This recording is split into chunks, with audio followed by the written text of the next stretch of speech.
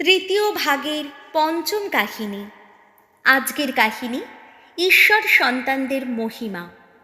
পলের কাছে বর্তমান কালের দুঃখ কষ্ট যেন এক প্রসব বেদনা, একটি নতুন জগৎ জন্ম নিতে চলেছে।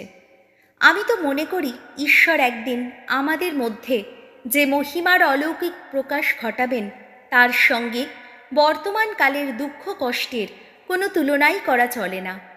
বিশ্ব সৃষ্টি ব্যাকুল প্রত্যাশা নিয়ে প্রতীক্ষায় রয়েছে। ঈশ্বর কবে তাঁর সন্তানদের সেই মহিমার অলৌকিক প্রকাশ ঘটাবেন। বিশ্ব সৃষ্টিকে তো ব্যর্থতার বন্ধনে বেঁধে রাখা হয়েছে, অবশ্য তার নিজের ইচ্ছায় নয়, বরং তাঁরই ইচ্ছায়, যিনি তাকে সেইভাবে বেঁধে রেখেছেন।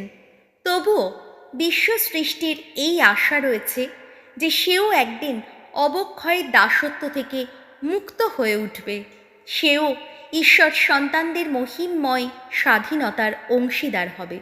আমরা তো এই কথা জানি যে সমস্ত সৃষ্টি আজও পর্যন্ত যেন এক প্রসব বেদনায় গুমড়ে মরছে। শুধু সৃষ্টি নয়, আমরাও যারা পবিত্র আত্মাকে আমাদের পরিত্রাণের প্রথম ফলরূপেই পেয়েছি, তারাও নিজেদের অন্তরে গুমড়ে মরছি সেই পূর্ণ দত্তক পুত্র লাভেরই প্রতীক্ষায়, অর্থাৎ আপন দেহের মুক্তি লাভেরই প্রতীক্ষায়। কারণ আমাদের পরিত্রাণ যে আশারই বস্তু, কিন্তু আশার বস্তু প্রত্যক্ষ হলে আর তা আশা থাকে না।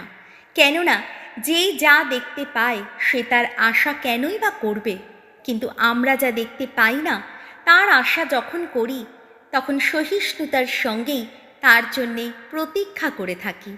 তাছাড়া আমাদের দুর্বলতায় পবিত্র আত্মাও তো আমাদের সাহায্য করতে এগিয়ে আসেন।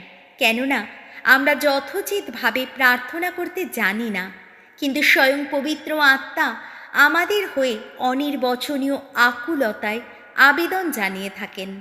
এবং হৃদয়দর্শী ঈশ্বর যিনি, তিনি তো জানেন পবিত্র আত্মার সেই বাসনা কি, জানেন তিনি পবিত্র আত্মা পুণ্যজনদের হয়ে ঈশ্বরের ইচ্ছা অনুসারেই সেই আবেদন করেন।